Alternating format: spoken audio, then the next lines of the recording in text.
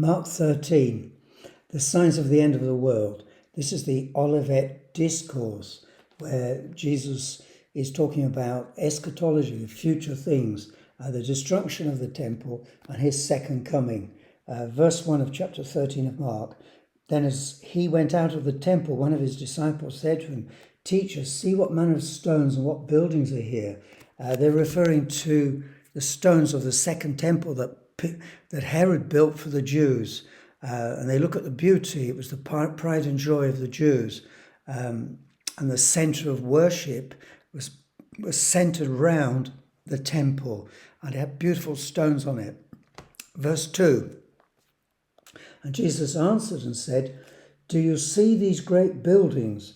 Not one stone shall be left upon another, and that shall not be thrown down," which was forecasted here and actually happened, and I'll talk about that in a minute. So there was a prophecy of the destruction of the temple, a prophecy that was the imminent destruction, and Jesus is saying that the religion of the Jews that was centered around the temple was going to be completely changed. From then onwards, he would be the temple, and he substitutes the temple of the Jewish religion. In chapter 11, he cursed the fig tree, the symbol of Israel. If we go on to verse 3 and 4, now as he sat on the Mount of Olives, that's why it's called the Discourse, the Olivet Discourse, opposite the temple, Peter, James, John and Andrew asked him privately, "Tell us, when will these things be? And what will be the sign when all these things will be fulfilled?" So here are two questions that just a private audience with 4 disciples. They asked, when will it be? And what will be the sign of it?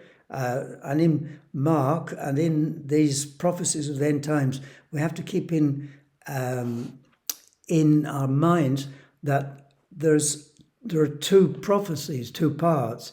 One is about the immediate future, which is the destruction of the temple, which was destroyed in AD 70 by the Romans, and the end of the world, which was obviously a long way off and hasn't happened yet.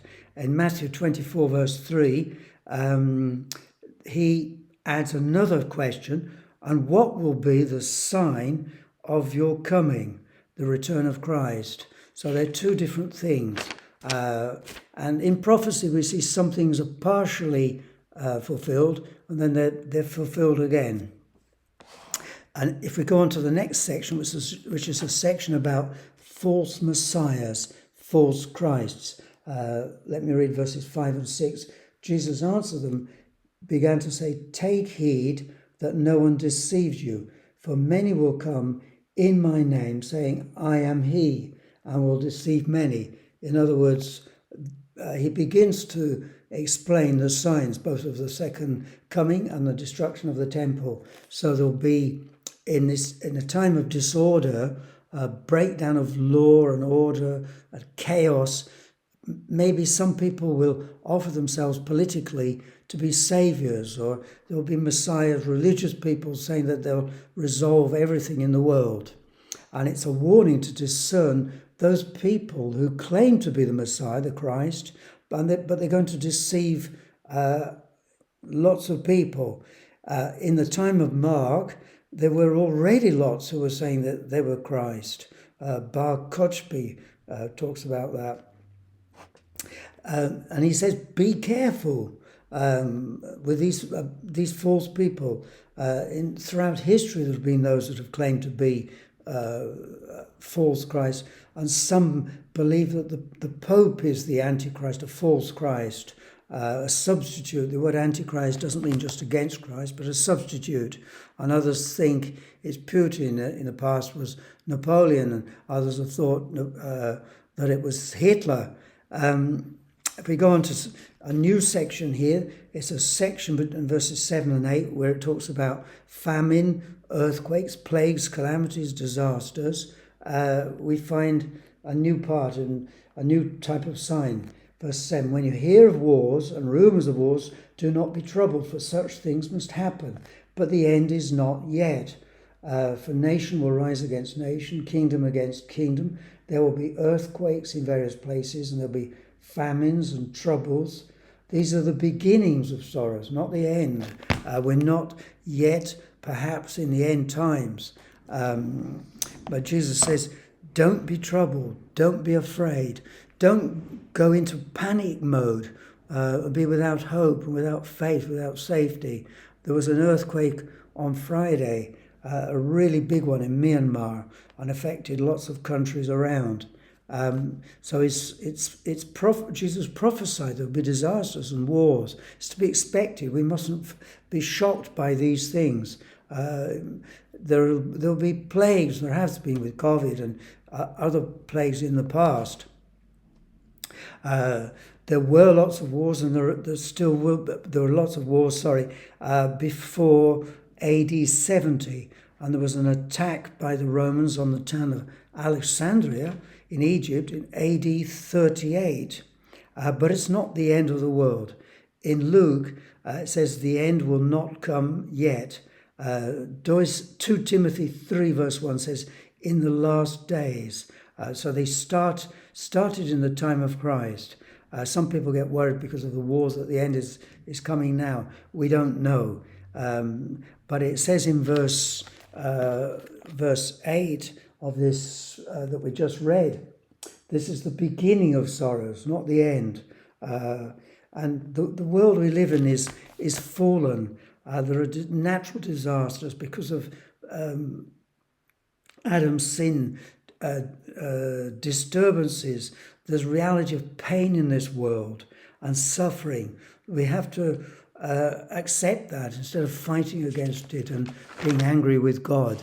But there will be an intensification of world disasters. In fact, there are twice as many earthquakes every 10 years.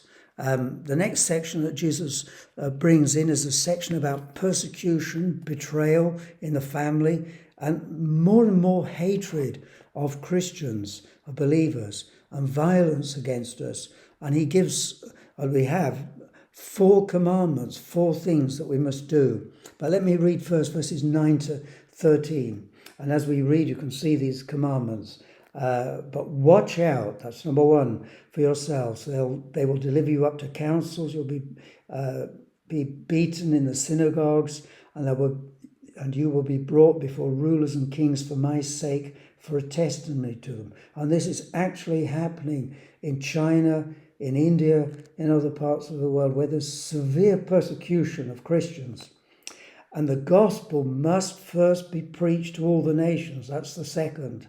But when they arrest you and deliver you up, do not worry what you will say beforehand, or premeditate what you will speak. But whatever is given you in that hour, speak that, for it's not you who speak, but the Holy Spirit. We mustn't, that's the third one. Don't prepare a message before you go to court. Brother will betray brother to death, and a father his child, and the children will rise up against parents and cause them to be put to death. That actually happened in communist Soviet Union, where children betrayed their believing parents. It's unimaginable, but it happened. Verse 13, you'll be hated by all men for my name's sake, but he that endures to the end will be saved. That's the fourth. And so the most important thing here is to be prepared, to watch out for it. Don't prepare, as I said, what you're going to say before you go to a court or you're imprisoned. And it's really important that the gospel must be preached before Jesus returns. In fact, there are just a few tribes of maybe 50 people who don't speak other languages, and nobody can have access to them. We don't know how they can be reached. The government in certain places doesn't allow any missionaries, but God could do a supernatural work in reaching them through dreams or by other means. But the fact is, 99% of the world has access to the internet, and it's changing radically the pattern in the Middle East, with many Muslims becoming Christians in Syria, in Egypt, in Iran. And it's a wonderful thing to say that God is using the internet for people to really understand who Muhammad is, or was, I should say, that the character of a terrible, violent, unclean person. In some other books of the Bible, it tells us about apostasy, which isn't mentioned in Mark, but it is mentioned in Matthew, that it says that there'll be people falling away. This is not something that we want to hear, but it warns us in 2 Thessalonians that's a fact. People that were Christians will become so embittered and angry with God that they'll fall away from the faith.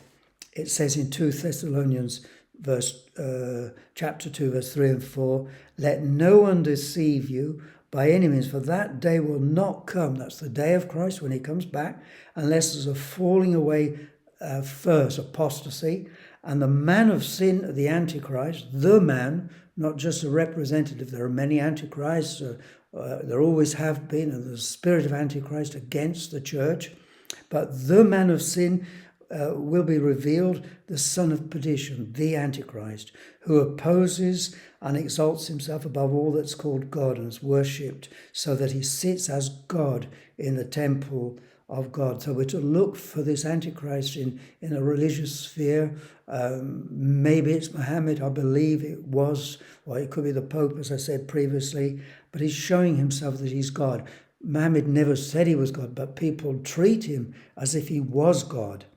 And so they will arise.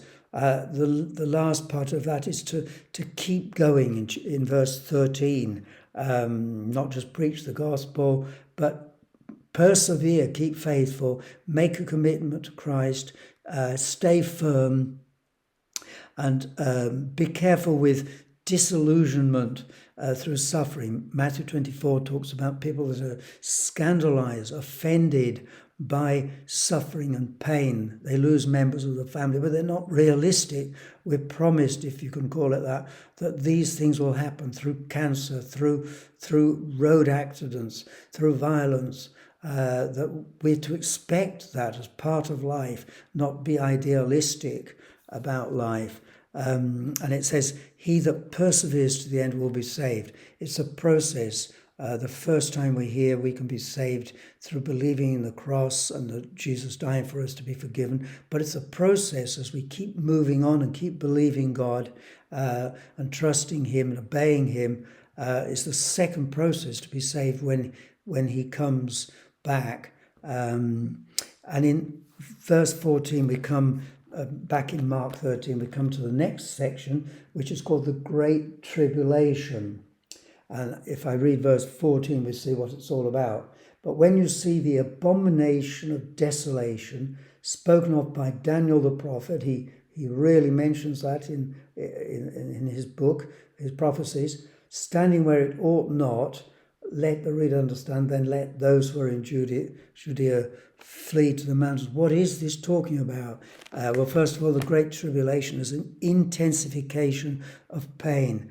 But what we see in Luke is you'll see armies surrounding Jerusalem, and there will be a time of abomination, of desolating, of putting in pagan sacrifices right in the center of the Holy of Holies, something totally unacceptable, unthinkable to the Jews. It happened in AD 167 when Antioch Epiphanes, king, offered a pig inside the altar, which led to the Maccabean revolt and wars. It was considered to be an abomination. Jesus prophesied here in Mark about another sacrilege as Daniel did. So remember, there's multiple fulfillments of prophecies. Some people say, the destruction of Jerusalem happened in AD 70, therefore Jesus came back. But nobody saw him come back, so it's not possible. And then this is talking about what happened going back to the army surrounding Jerusalem and the man of sin and abomination, it actually happened, it was fulfilled in AD 70, where the Romans entered the temple, sacrificed to their gods, and Jesus is warning beforehand of that. And in verses 15 to 19, basically we have an order to flee or to escape given this circumstance. So these are the signs that Jesus gives. Let him who is on the housetop not go down into the house, nor enter to take anything out of his house. Let him who is in the field not go back to get his garment. It's going to be really sudden, this attack. But woe to those who are pregnant, to those who are nursing babies in these days. Pray that your flight may not be in winter. For in those days there will be a tribulation such as not been from the beginning of creation, which God created until this time, nor ever shall be. And unless the Lord had shortened those days, no flesh would be saved. But for the elect's sake, whom he chose, he shortened the days. So it's an order to escape, like I said. During the time of the attack of the Romans at AD 70, the Christians, it not only fulfilled this prophecy, but the Christians obeyed what Jesus said, and they escaped to a town called Pella in Jordan, and they weren't killed. But the Jews refused to believe that prophecy, and more than 1 million were murdered.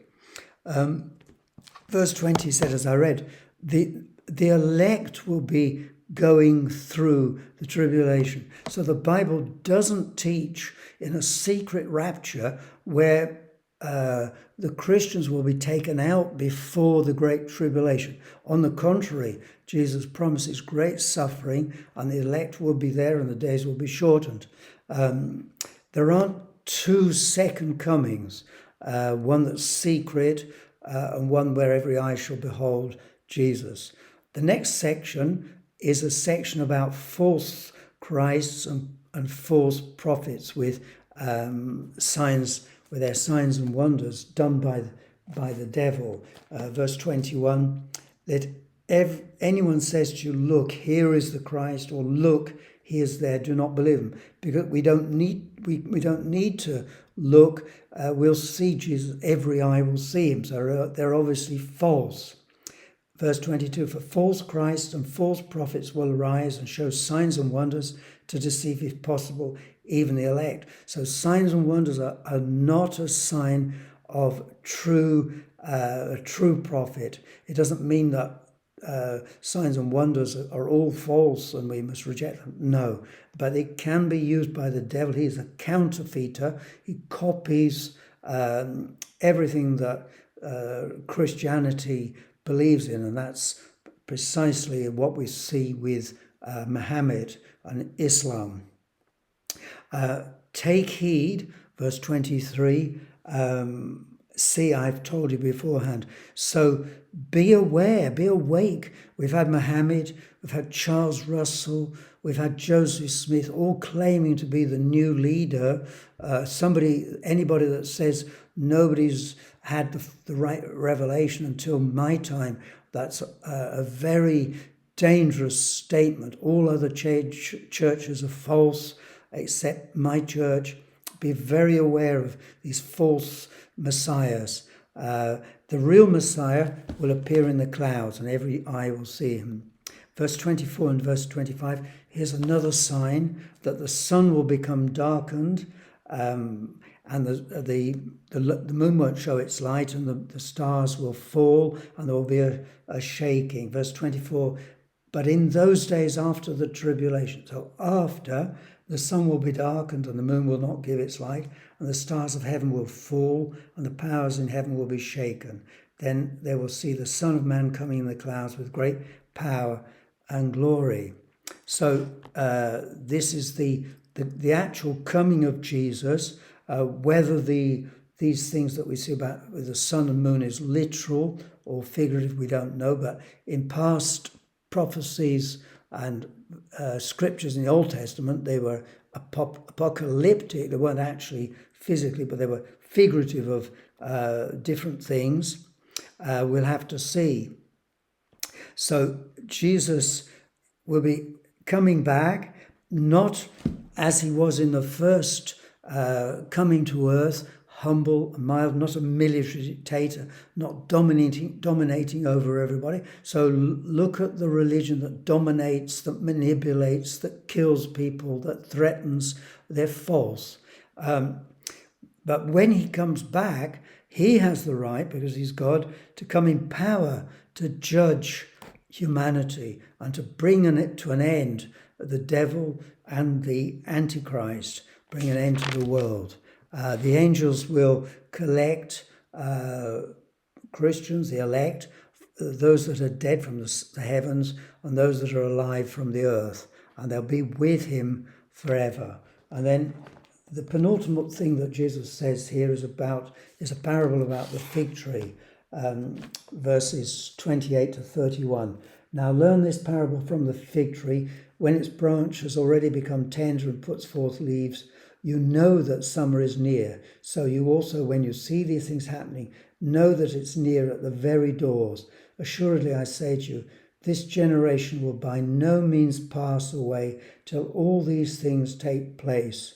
Heaven and earth will pass away, but my words will by no means pass away. And so as we see the shoots and the leaves, we know summer is near. So these signs indicate the nearness of the second coming. And then Jesus said in verse 30, no one knows the day or the hour, neither the angels nor the Son, but only the Father. And so we have a tension here. We're told to look for the signs, to wait, and some of them haven't been fulfilled. So we think, oh, well, Jesus hasn't come back yet and isn't coming until the gospel is preached to all the world. But on the other hand, we're told he could come back at any moment. This is difficult for us to take in. He could come back as a thief in the night. But since Jesus didn't know the date or the hour, he doesn't know. It could be sudden, it may be later. How much less do we know? But we're told in verses 29, 31, or at least later, verse 33, take heed, watch and pray. You do not know when the time is. So we're to be awake, we're to be attentive, look at the signs, read the newspapers, find out what's happening, be watching, be awake spiritually. Don't be caught out thinking Jesus will never come back.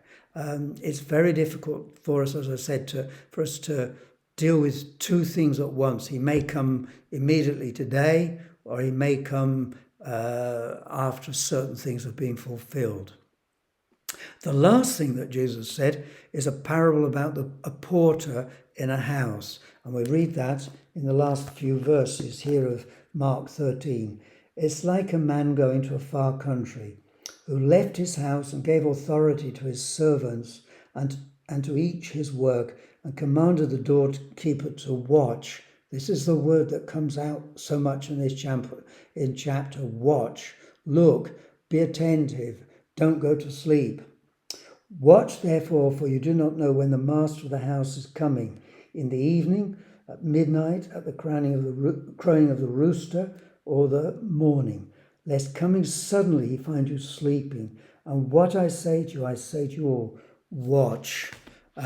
So we have a parable. An owner of a house goes away and he leaves the doorman and the servants with certain jobs to do, certain responsibilities. He gave them jobs as he's given us jobs, and he's going to come back and reward those that have been faithful and obedient in doing what he said. The problem we all have is laziness and disobedience. But be faithful to the jobs which God has given you, the ministry, the calling which God has given you, and you'll get a reward, not according to your success, but according to your faithfulness. Seek God, obey him, trust him in the midst of horrendous violence and suffering and difficulty. Pray, don't give up praying, evangelize, believe in this reward, expect the second coming, expect judgment. Above all, be prepared. Get right with God, stay right with God. Don't let sin enter, confess it, repent.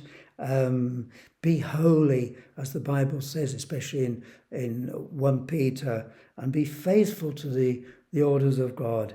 Make sure you're saved. Good question was, are you saved? Do you believe in the death of Christ to set you free from sin? And are you free from hell? Are you free from condemnation? Are you ready to meet Jesus? And I leave this question to you for you to consider, this question which every person should consider.